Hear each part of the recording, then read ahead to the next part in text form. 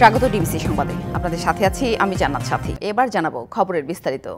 ব্রাজিলের আমাজনের মারানহোর বুরিতিকুপ শহর। পাহাড় আর জঙ্গলের এই শহরটিতে দেখা দিয়েছে কয়েকটি বৃহদাকারের গর্ত। এরই মধ্যে কয়েকটি ভবনে দেখা দিয়েছে ধস। বড় ধরনের শঙ্কায় জরুরি অবস্থা জারি করা হয়েছে শহরটিতে। ব্রাজিলের আমাজনের শহরটিতে মোট ৫৫,০০০ মানুষের বসবাস।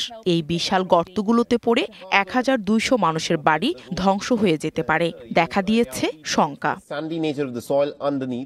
দেশটির স্থানীয় সরকার চলতি মাসের শুরুতেই ওই এলাকায় একটি ডিক্রি জারি করে। সেখানে বলা হয় গত কয়েক মাসের মধ্যে এটির পরিধি বিস্তৃত হয়েছে, যা এখন আবাসিক ভবনের দিকে এগোচ্ছে। বুরিতিকুপ নামে এই শহরটিতে গত ৩০ বছর ধরেই এমন শৃঙ্খল মানুষের জন্য সমস্যার সৃষ্টি করছে। সাম্প্রতিক সময়ে এগুলো আবাসিক ভবনের কাছাকাছি চলে এসেছে। গর্তগুলো বেশ বড় হয়ে গেছে। মূলত বৃষ্টির কারণে মাটি ক্ষয় হওয়া, বন উজাড় করে অপরিকল্পিত বাড়িঘর তৈরির কারণে এর তীব্রতা বেড়েছে।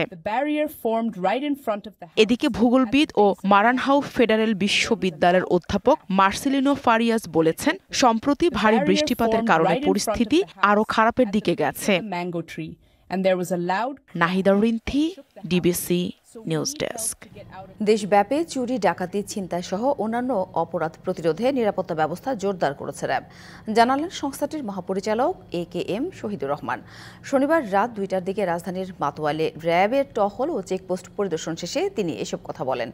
অপরাধ দমনে আইনশৃঙ্খলা পরিস্থিতি স্বাভাবিক রাখতে অন্যান্য আইনশৃঙ্খলা রক্ষাকারী বাহিনীর সঙ্গে র্যাবের ঢাকায় ৫টি এবং দেশের বিভিন্ন অঞ্চলে 10টি টিম নিরাপত্তা ব্যবস্থা সার্বক্ষণিক মনিটরিং করছে বলেও জানানো হয়। সব মেট্রোপলিটন শহর, জেলা শহর ও উপজেলা পর্যায়ে গুরুত্বপূর্ণ পয়েন্টে চেকপোস্ট স্থাপন, পর্যাপ্ত সংখ্যক টহল এবং সাদা পোশাকে গোয়েন্দা নজরদারি বাড়ানো হয়েছে বলেও জানান র্যাব মহাপরিচালক। ঢাকা শহরসহ দেশের বিভিন্ন অঞ্চলে চুরি, ডাকাতি, ছিনতাই এই অপরাধগুলির প্রকোপ বৃদ্ধি পেয়েছে।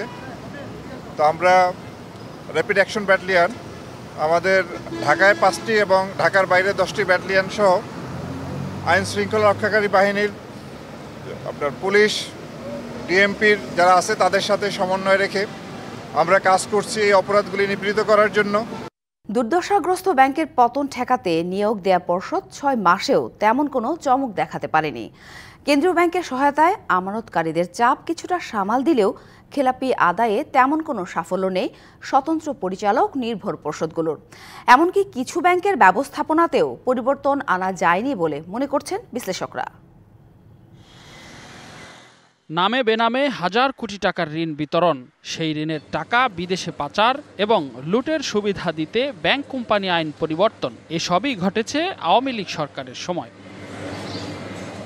এসব কারণে হাসিনার শাসনামলেই খাদে পড়ে অন্তত ডজন খানেক ব্যাংক। অন্তর্বর্তী সরকার ক্ষমতায় এসে দুর্দশাগ্রস্ত এসব ব্যাংককে পুনরুদ্ধারের দায়িত্ব দেয় স্বতন্ত্র পরিচালক নির্ভর নতুন পর্ষদকে। কিন্তু 6 মাস পেরিয়ে গেলেও সাবেক ব্যাংকার, শিক্ষক ও পেশাজীবীদের নিয়ে গঠিত পর্ষদগুলোর তেমন কোনো অর্জন নেই। আমাদের কেন্দ্রীয় ব্যাংক যখন বোর্ড পুনর্গঠন করে, আমার মনে আরেকটু সতর্কতা অবলম্বন করা উচিত ছিল।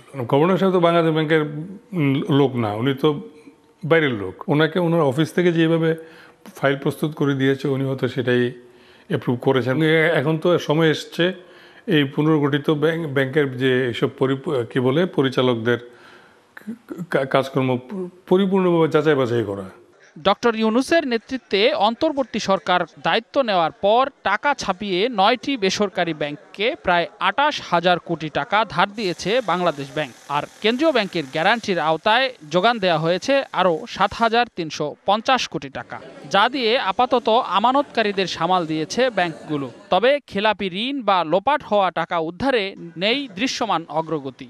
জনগণ আমানত রাখে একটা আস্থার ভিত্তিতে, সে আস্থাটা সৃষ্টি হয়েছে। এই আস্থা হওয়ার কারণে যেটা হচ্ছে, একদিকে নতুন অ্যাকাউন্ট আসছে, ডিপোজিট আসছে, আমরা পেমেন্ট দিতে সক্ষম হচ্ছি।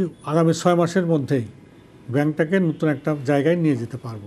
আমাদের যে রোডম্যাপ, সেই রোডম্যাপ হলো 2025-এর ভিতরে আমরা ব্রেক ইভেনে আসবো। 2026-এর থেকে মোটামুটি আমরা ভালো একটা প্রফিট করতে পারবো। এদিকে কেন্দ্রীয় ব্যাংক বলছে আপাতত ক্ষত নির্ধারণেই অগ্রাধিকার দিচ্ছেন তারা। ব্যাংকগুলোর ম্যানেজমেন্টে একটা স্থিতি অবস্থায় এসেছে, যার ফলে বিগত 6 মাসই তারা রিফর্ম অবস্থায় কাজ করার সুযোগ পেয়েছে, কথা বলার সুযোগ নেই। ধীরে একটু সময় নিয়ে কাজ শুরু করেছে। বাংলাদেশ ব্যাংক থেকে একই সাথে মেসেজ গিয়েছে যে তোমরা তোমাদের প্রকৃত চিত্রটা আমাদেরকে জানাও, ডায়াগনোসিস হবে প্রকৃত রোগের ইন্টেন্সিটি বুঝে। তবে বড় চমক না দেখাতে পারলেও ঘুরে দাঁড়ানোর পথেই হাঁটছে বলে মনে করছে দুর্দশাগ্রস্ত ব্যাংকগুলো। রেদওয়ানুল হক, ডিবিসি নিউজ, ঢাকা।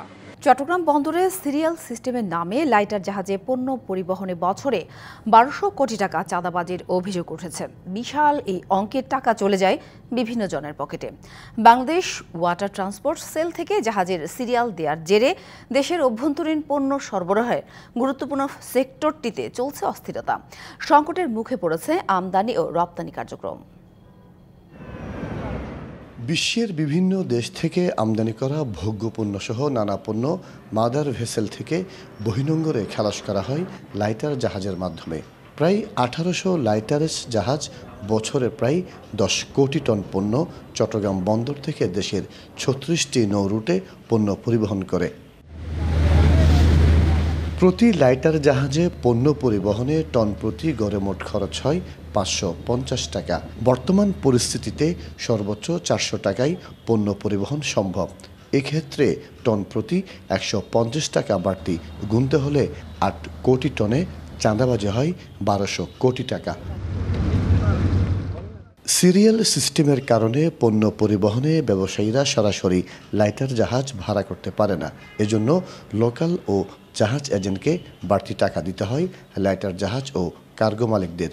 ফলে পণ্য পরিবহনে বাড়তি খরচের নেতিবাচক প্রভাব পড়েছে ভোগ্যপণ্যের বাজারে।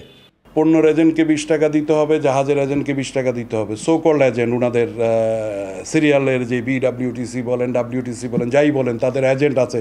এই টাকার আলটিমেটলি ইফেক্ট কোথায়? কার্গোর উপর ইফেক্ট পড়তেছে। 20 টাকা 40 টাকা অ্যাড হচ্ছে। এদিকে লাইটার জাহাজ মালিকদের প্রায় কয়েকশো কোটির অধিক পাওনা টাকা আদায় না হওয়ার পাশাপাশি সিরিয়াল অব্যাহত থাকায় নৌ পরিবহন রুটে দেখা দিয়েছে বিশৃঙ্খলা। সিরিয়াল অন্তর্ভুক্ত না হয় তাহলে দেখা যাচ্ছে তাদের ট্রিপ হওয়া, জাহাজের ভাড়া হওয়া, জাহাজের টাকা আদায় করা, এই সমস্ত ব্যাপারে বিশাল একটা অনিশ্চয়তার মধ্যে পড়ে যাবে। সেজন্য সাধারণ জাহাজ মালিকরাই আসলে সিরিয়াল অন্তর্ভুক্ত হয়ে জাহাজ চালাতে চাচ্ছে। আমদানিকারকের যাতে কোনো আপত্তি না থাকে এবং মামলা যারা করছে কোর্ট থেকে স্টে করাইছে, সেই কোর্ট থেকে এটাকে অবসান করে সবাইকে সম্মিলিতভাবে যদি আমরা সিরিয়াল চালু করি তাহলে সবার মঙ্গল হবে। নতুন নীতিমালা চলতে থাকলে নৌপথে আমদানি করা পণ্য পরিবহনে বন্ধ হওয়া একচেটিয়া আধিপত্য আবার ফিরে আসবে এমন আশঙ্কা আমদানিকারক ও জাহাজ মালিকদের। মাসুদুল হক, ডিবিসি নিউজ, চট্টগ্রাম। ডিবিসি সংবাদে এই ছিল এখনকার মতো। ডিবিসি নিউজের সংবাদগুলো পড়তে ভিজিট করুন dbcnews.tv আর ভিজিট করুন ডিবিসি নিউজের ফেসবুক পেজ এবং ইউটিউব চ্যানেল। ডিবিসির সঙ্গেই থাকুন।